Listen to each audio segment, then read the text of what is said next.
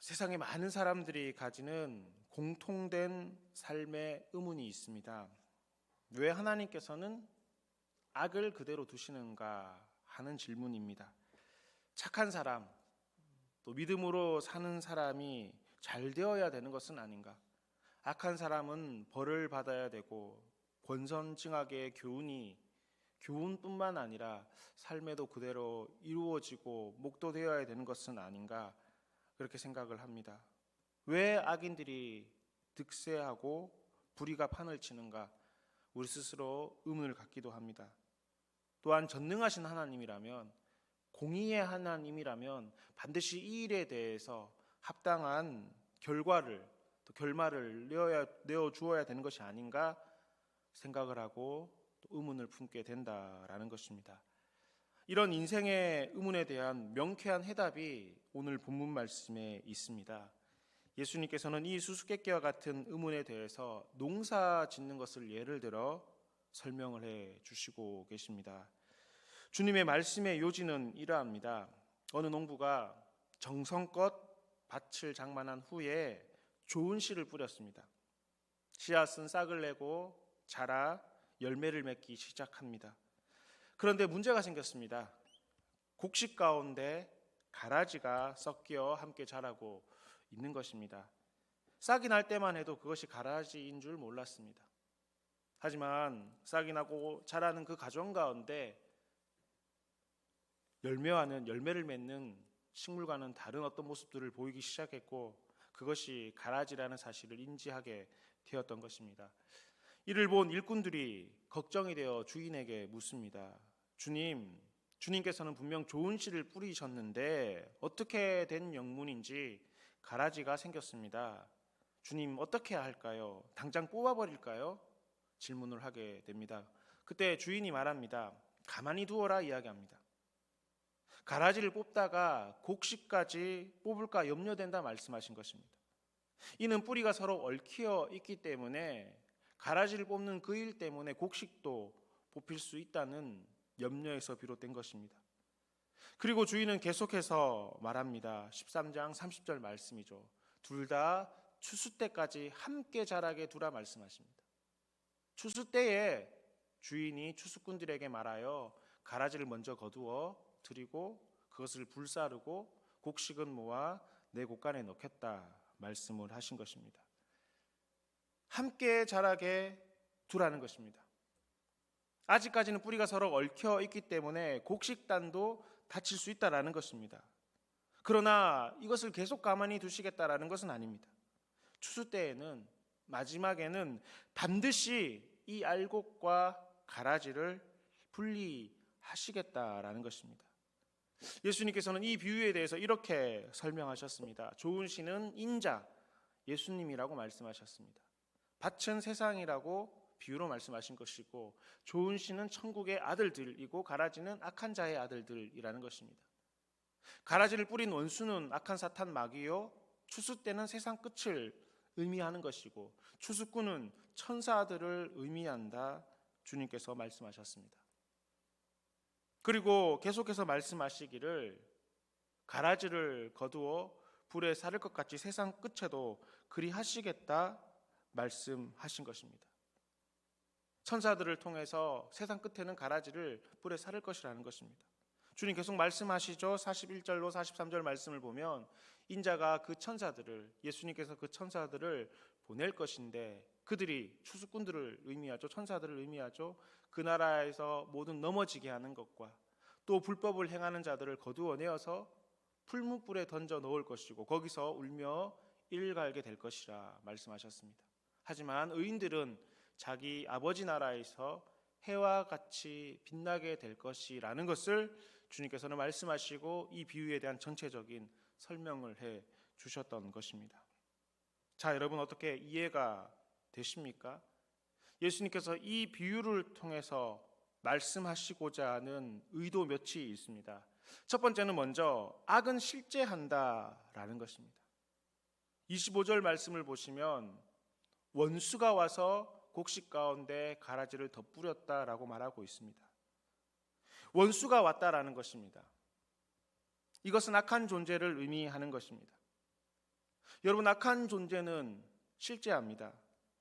귀신과 사탄과 악한 영의 존재는 실제하는 것입니다. 우리 눈에 보이지는 않습니다. 하지만 이것은 분명히 실제하는 것이고, 이 악한 영의 세력들이 분명히 이 땅 가운데 있다라는 사실을 우리는 인정해야 합니다. 눈에 보이지 않는 하나님이 계시고 역사하는 것처럼 악한 영의 존재도 실제로 존재하며, 이는 우리 삶에 굉장히 큰 영향력을 미치고 있다라는 사실을 인정해야 된다라는 것입니다. 눈에 보이지 않지만 지금도 악한 영의 세력은 활동하고 있습니다. 여러분, 그 숫자가 얼마인지는 모릅니다. 하지만 오늘 본문의 말씀을 보면 원수가 덧뿌렸다라고 이야기를 하고 있지 않습니까? 그러니 이 가라지의 씨앗도 악한 영의 존재로 말미암아 활동하는 악한 영의 세력들도 아마 적지 않다라는 것을 미루어 짐작해 볼 수가 있다라는 것입니다. 이처럼 가라지가 곡식들과 섞여 있는 것처럼 여러분, 세상에는 악한 자들이 천국의 아들들과 섞여 있는 것입니다. 선과 악이 함께 존재하는 것입니다. 좋은 일과 함께 나쁜 일도 함께 있다라는 것입니다. 그리고 그 숫자도 무시할 수 없을 정도로 많다라는 것입니다. 또한 여러분, 26절 말씀도 한번 보실까요? 뿌려진 가라지도 삭이 나서 성장했다라고 합니다. 이처럼 악도 성장합니다. 그 세력이 무시하지 못할 만큼 크게 자라난다라는 것입니다. 여러분, 이렇게 악이라는 것은 실제하며 그 영향력 역시 대단합니다. 알곡이 자라는 그 속도처럼 눈에 보일 정도로 많은 가라지의 씨앗들이 뿌려졌고, 이런 악한 영의 존재들과 세력들은 지금도 우리 눈에 보일 정도로 많은 영향력과 지대한 삶의 영향력들을 미치고 있는 것입니다. 그리고 이 악은 세상 안에서 아주 다양한 모습으로 우리에게 나타나죠. 38절 말씀을 보면 악한 자의 아들들이라고 이야기를 하고 있습니다. 여기서 악한 자란 원수 마귀를 의미하는 것이겠죠. 그런데 그 아들들이란 마귀의 조종을 받고 그 영향권 안에 있는 사람들을 의미하는 것입니다. 그러니 이 악한 씨앗이 뿌려져 악한 자의 아들들을 양산해어 낸다라는 것입니다. 나는 아니다 하실지 모르겠지만 여러분, 예수님이 주인 되지 못하는 사람들은 이렇게 악한 자의 아들들이 되는 것입니다. 주님을 구주로 모시지 못한 사람들의 삶의 행동과 그들의 삶의 모습과 그들의 삶의 영향력들은 이런 악한 자의 아들들의 모습과 비슷하고 또 동일하다 말씀드릴 수가 있는 것입니다. 또한 41절 말씀에 보면 불법을 행하는 자들이라고 이야기를 하고 있습니다. 이들이 저리는 불법에 대해서 성경 여러 곳에서 이야기하고 있지만 로마서 1장 말씀을 보면 이 불법에 대해서 이렇게 이야기합니다. 불의, 추악, 탐욕, 악의가 가득한 것, 시기, 살인, 분쟁, 사기, 악독, 수군수군하는 자, 비방하는 자, 하나님을 미워하고 능욕하는 자, 교만한 자, 자랑하는 자, 악을 도모하는 자, 부모를 거역하는 자, 우매한 자, 배역한 자, 무정한 자, 무자비한 자와 같은 모습들이 불법을 행하는 자들의 모습과 또 그 모습이 어떤 나타나는 삶의 결과들이라고 이야기를 하고 있습니다. 자, 여러분 보십시오. 이렇게 더럽고 타락한 것들이 사람의 마음속에 뿌려져 있습니다. 그리고 이런 사람들이 모여서 가정을 이루고 사회를 이루고 때로는 교회를 이루는 것입니다. 그러니 여러분, 사람들이 모이는 곳에는 늘 문제가 생겨날 수밖에 없습니다. 사람이 모이는 곳에는 문제가 생겨납니다. 사랑해서 모인 부부에게도 문제가 생겨날 수가 있는 것이고, 그 부부가 결혼을 해서 놓은 자녀와 있는 그 가족 가운데도 문제가 생겨나는 것입니다. 이유는 사랑하지 않아서가 아닙니다. 사람들이 모여있기 때문에 문제가 생겨나는 것입니다. 그러니 교회도 마찬가지죠. 교회도 예외가 아닙니다. 사람들이 모여있기 때문에 문제가 생겨나는 것입니다.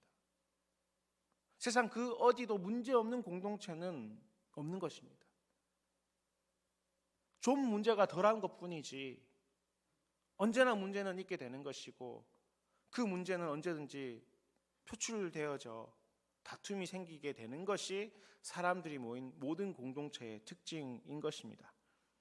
그리고 이와 같이 가라지를 세상에 뿌리고 사람에게 뿌린 것은 원수마귀인데 그 목적은 딱 한 가지입니다.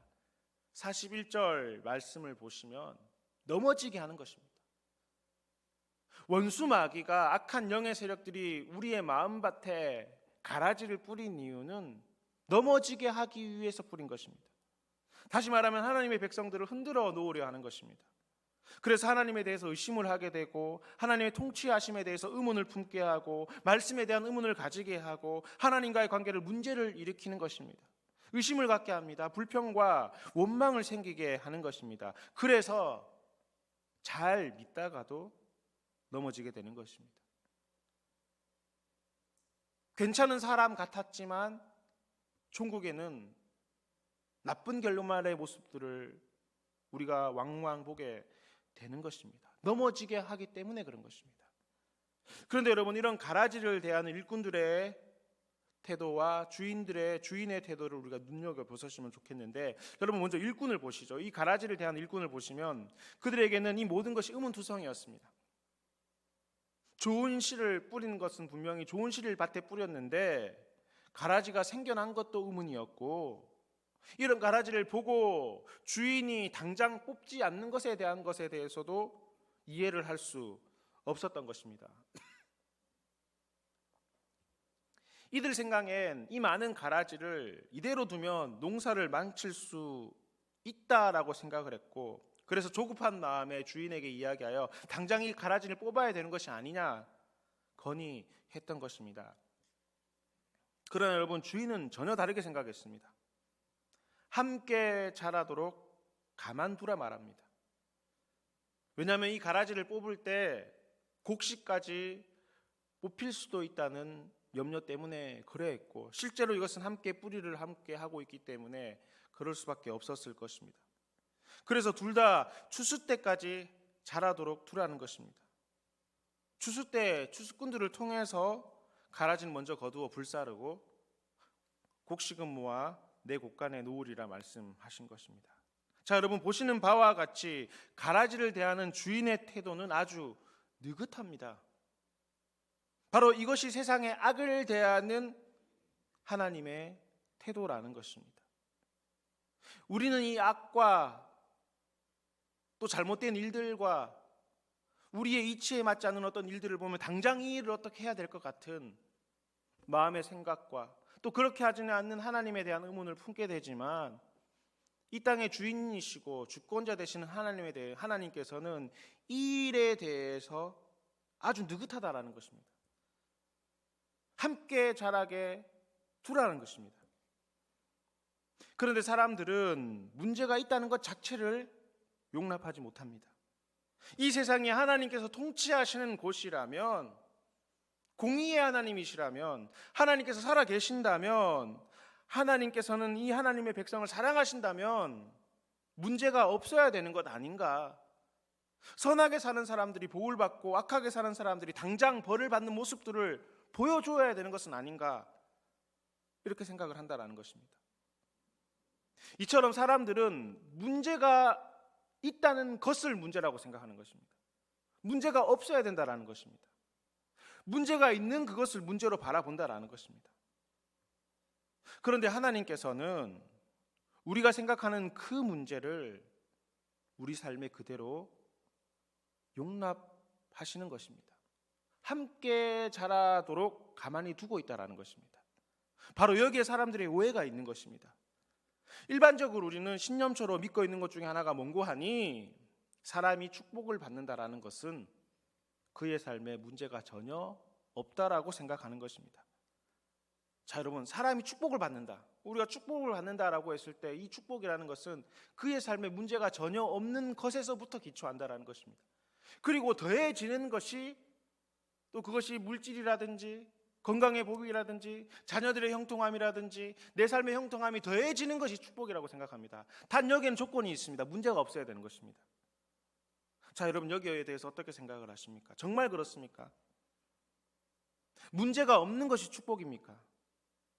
여러분, 하나님께서 통치하신다면 문제가 없어야 되는 것입니까? 자, 여러분, 전도서 7장에 있는 말씀을 함께 보실까요?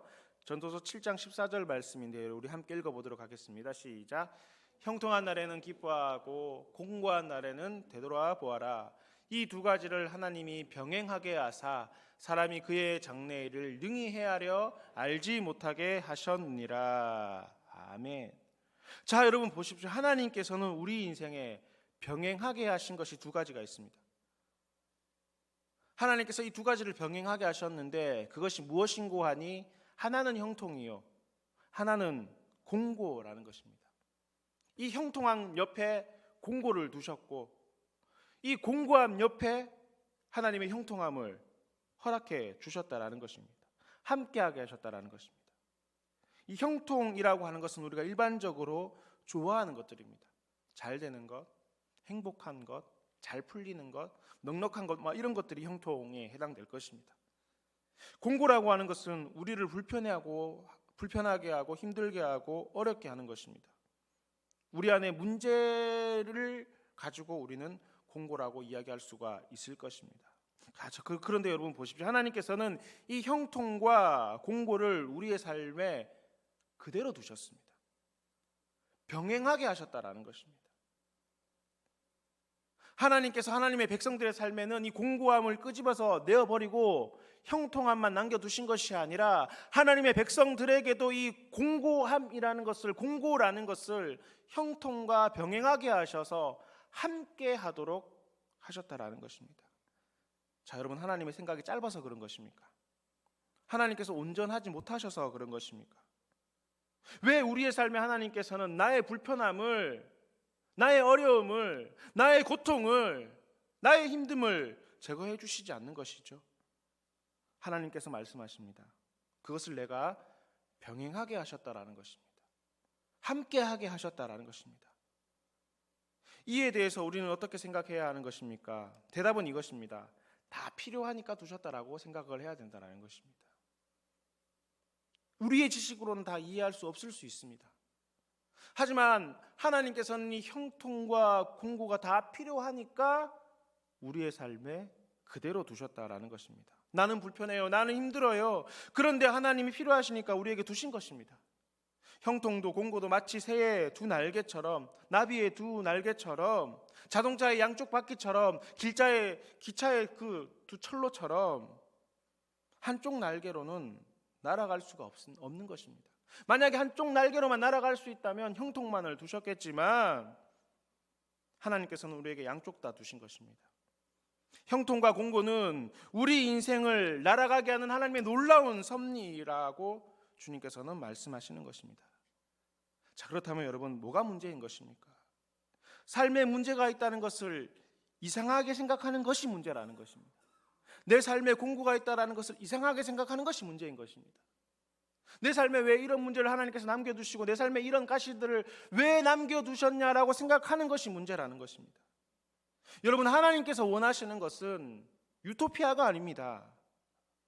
주님께서 이루실 나라는, 하나님의 나라는 다르지만 이 땅에서 하나님께서 원하시는 것은, 우리에게 주신 것은 유토피아를 주신 것이 아니라는 것입니다. 문제없는 세상이 아닌 것입니다. 편안이 아니라는 것입니다. 사람들은 언제나 문제를 거추장스럽게 생각하고 문제가 없기를 바라지만 하나님께서는 문제를 통해서 사람을 키우시는 것입니다. 문제 속에서 하나님을 찾게 하고 하나님을 경외하고 그 문제가 나를 더 크게 일으키고 나를 성장하게 하며 나의 믿음을 자라게 하는 경우가 얼마나 우리에게 많이 있습니까? 여러분, 수많은 믿음의 사람들도 이 공고함이 그의 인생 가운데 찾아옴으로 말미암아, 이 공고함이 형통과 함께 그의 인생에 병행됨으로 말미암아, 그것을 바르게 바라봄으로 말미암아, 바르게 대처함으로 말미암아 성장했잖아요. 자라났잖아요. 신앙의 거장, 믿음의 거장 다 마찬가지였습니다. 이것들이 함께 하는데 이것들을 어떻게 바라보고 어떻게 생각하고 어떻게 대처하느냐에 따라서 그가 믿음의 거장이 되기도 하고 큰 믿음의 사람이 되기도 하였지만, 이거를 바르게 대처하지 못하고 문제를 문제로만 생각하고 문제를 낙심만 하고 문제를 왜 내게 주셨는지 하나님을 원망하는 자는 거기에서 넘어져 버리는 것입니다. 더 성장하지 못하게 된다라는 것입니다. 역경 가운데 믿음에 견고한 믿음으로 서나갈 수 있었던 일들이 성경에는 너무너무 많이 있습니다. 한번 예를 들어볼까요? 애굽에 노예로 고통을 받고 있었던 그들이었습니다. 노예로 있었습니다.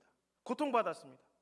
하지만 그 노예의 고단한 삶이 하나님께 부르짖는 기도의 제목이 되었고, 그래서 하나님께서는 그들의 기도를 들으시고 그들을 출애굽시켜 주셨습니다. 그 가운데 많은 기적을 보여주셨습니다.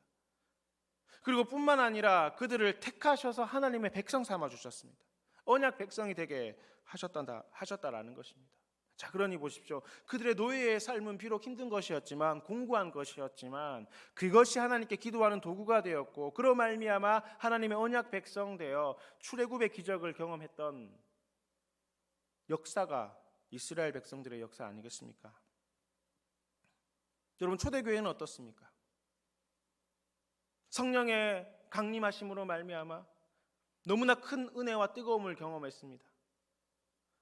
그런데 하나님께서는 그 초대교회 가운데 핍박을 허락하셨습니다. 바울을 통해서, 당시 사울이었죠. 사울을 통해서 교회를 핍박하기 시작했고, 이 핍박으로 말미암아 초대교회는 흩어져야만 했습니다. 자, 그런데 여러분, 그 흩어진 역사로 말미암아 하나님의 교회는 더 흥왕하여지고 그 복음의 역사가 오늘 우리에게까지 전달된 것 아니겠습니까?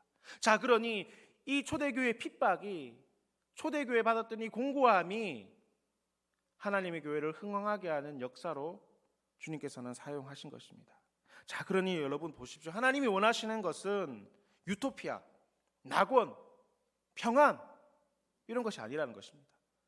하나님의 역사는 선과 악을 공존하도록 조치하셨습니다. 악은 선을 선하게 하는, 이 악은 선을 더욱더 선하게 만드는 하나님의 도구가 된 셈이었던 것입니다. 그리고 이렇게 역사는 오늘 우리에게까지 흘러온 것입니다. 자, 여러분 다시 물어봅니다. 삶에 문제가 있다라는 것이 문제입니까? 그래서 문제도 없으면 좋으시겠습니까? 송구합니다만 아닙니다. 그런 것은 없습니다. 그 어디에도 없는 것입니다. 추수 때가 끝나면 종말의 때에는 그런 것들이 우리에게 찾아올지 모르겠지만, 하나님께서 이 땅에 다시 오시기 전까지는 문제 없는 인생 없습니다. 고난 없는 인생 없는 것입니다. 형통함만 가득한 인생 없다라는 것입니다. 여러분, 예수님의 말씀을 들어보십시오. 종들은 이야기합니다. 뽑을까요? 가라지 우리가 뽑을까요, 주인님? 주님은 말씀하십니다. 아니다. 함께 자라게 가만두어라 말씀하십니다. 그러면 여러분, 내 삶에 있는 이 가라지에 대해서 너무 부정적으로만 보지 않기를 간절히 바랍니다. 왜냐하면 말씀드린 바와 같이 내 안에 있는 이 가라지들로 인해 도리어 유익해질 수 있는 하나님의 도구가 된다라는 것입니다. 합력하여 선을 이룬다. 로마서 말씀에 있는 말씀이지 않습니까? 이를 두고 한 말인 것입니다. 하지만 여러분, 분명한 것이 있습니다. 그것은 바로 이 가라지가 공존하는 것은 시한부라는 것입니다. 추수 때까지라고 주님께서는 분명히 그 시기에 대해서 못을 박으셨습니다. 영원히 함께하는 것이 아니라는 것입니다. 추수 때까지 시한부를 정해 주신 것입니다. 당장에는 여러분 악이 득세하는 것 같고 판을 치는 것 같으나 때가 되면 하나님께서 거두어 불사를 것입니다. 그러므로 여러분, 내 인생의 가라지가 나를 불편하게 하고 나를 힘들게 할 수는 있겠지만 이것으로 인해서 낙심하지 않기를 간절히 바랍니다. 내 안에 어려움, 내 안에 고통, 내 삶에 닥쳐오는 여러 환난들로 인해서 불편하고 힘든 것은 당연한 것입니다. 하나님께서 병행하게 하셨으니까요. 하지만 그로 인해서 낙심만 하지 않는다면 그것은 오히려 내 삶의 유익이 되어 양분이 되어 우리를 더욱더 성장시키고 견고한 믿음으로 자라게 하는 도구가 된다라는 것입니다. 물론 여러분, 가라지는 우리를 불편하게 하고 힘들게 하는 것이 사실입니다. 그러나 하나님께서는 우리 인생에 이것을 병행하게 하셨다라는 것입니다. 하나님께서 그렇게 하셨다라는 겁니다. 하나님께서 그렇게 창조하셨다라는 것입니다. 절대 주권의 하나님께서 그렇게 하셨을 때는 이유가 있는 것입니다. 아, 하나님께서 그렇게 하셨으니까 이유가 있겠구나, 하나님께서 그렇게 하셨으니까 받아들여야 되는 것이구나 생각하면 된다라는 것입니다. 이에 대해서 나는 싫은데요, 나는 그렇게 할 수 없는데요, 하나님 해결해 주셔야 되는데요, 이게 아니라는 것입니다. 여러분 그럼에도 불구하고 여러분 솔직한 심정으로는 가라지가 없으면 좋겠다. 고난이 없으면 좋겠다. 어려움과 낙심과 원망이 없으면 좋겠다. 고통이 없으면 좋겠다. 아프지 않았으면 좋겠다. 형통한 날만 있고 고난도 없었으면 좋겠다. 인생의 모든 길이 탄탄대로였으면 좋겠다. 역경도 없고 큰 수고가 없이 모든 것들이 다 이루어졌으면 좋겠지만 여기 주님의 말씀을 들어보십시오. 가라지를 뽑아버릴까요? 종들은 이야기하지만 주님은 이야기합니다. 아니다라는 것입니다. 함께 자라게 두어라 말씀하시는 것입니다. 여러분 이 시간 이 주의 말씀을 기억하며 우리 자신을 한번 돌아보실 수 있기를 간절히 바랍니다. 여러분 우리 삶에 가라지가 있습니다. 이는 주님께서 함께 자라게 두셨습니다. 내 마음에 여러분 뽑아버리고 없었으면 하지만 이 땅을 살아가는 모든 이에게는 가라지가 있습니다. 여러분 이것을 문제로만 생각한다면 문제이지만 하나님께서 그렇게 하신 것이라고 생각한다면, 하나님을 온전히 신뢰한다면, 종국에는 이 모든 것들을 하나님께서 해결해 주실 것이라는 믿음이 있다면 내 안에 가라지는 문제가 아니라 나를 더 성장시키는 자극이 될 것이고 선하신 하나님을 더욱더 바라보는 도구가 될 것입니다. 우리의 믿음을 더욱더 견고하게 만들어내는 우리 영혼의 트레이너가 될 것입니다. 여러분 이 시간 기도할 때 가라지를 함께 두신 하나님의 말씀, 주님의 뜻을 인정할 수 있게 하여 주시옵소서. 내 안에 가라지로 인해 원망하고 불평하는 것이 아니라 이를 통해 주님의 선하신 뜻을 알게 하여 주시옵소서. 우리 이 기도의 제목을 가지고 통성으로 함께 기도하도록 하겠습니다.